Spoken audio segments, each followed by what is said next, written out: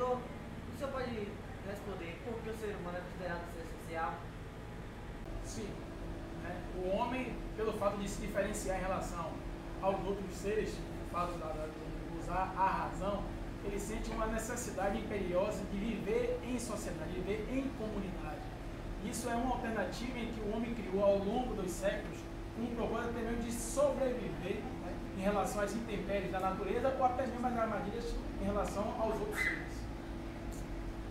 Está corretíssimo, professor, porque o ser humano não convive no individualismo.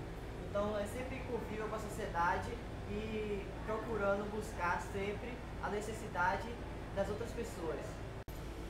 O ser humano pode ser considerado um ser social?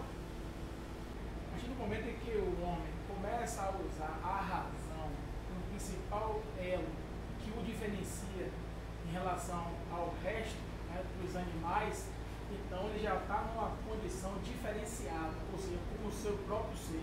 Então o elemento central hoje é a razão, diferentemente dos animais que usam o instinto como uma forma de se proteger. Boa tarde, professor. O senhor conhece os grupos sociais a qual o senhor faz parte? Claro, bem fácil da gente perceber os núcleos em que nós fazemos parte. O núcleo inicial seria o seio familiar, o pai, a mãe, os irmãos. Partindo de uma situação um pouco macro, está diretamente ligado às outras partes da família, primo, avó, tio. Então, o primeiro meio de convivência social do homem é a família.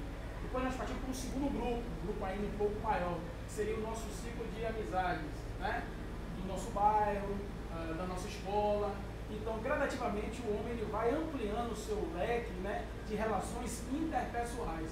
Então, basicamente, os dois principais núcleos de convívio social seria o familiar e o convívio social como um todo. Exatamente, professor.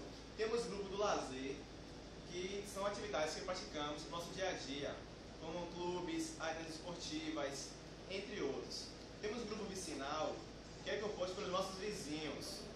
O grupo educativo, que ele é desenvolvido em escolas. O grupo religioso, que é feito por instituições religiosas. O grupo profissional, que é quando nós conseguimos um emprego, trabalhamos de forma honesta e com dignidade. Espero que minha equipe tenha passado um pouco desse assunto para vossos espectadores e que também tenham compreendido este tema, que de fato é Crucial a consciência em relação ao ser humano como ser social. Muito obrigado.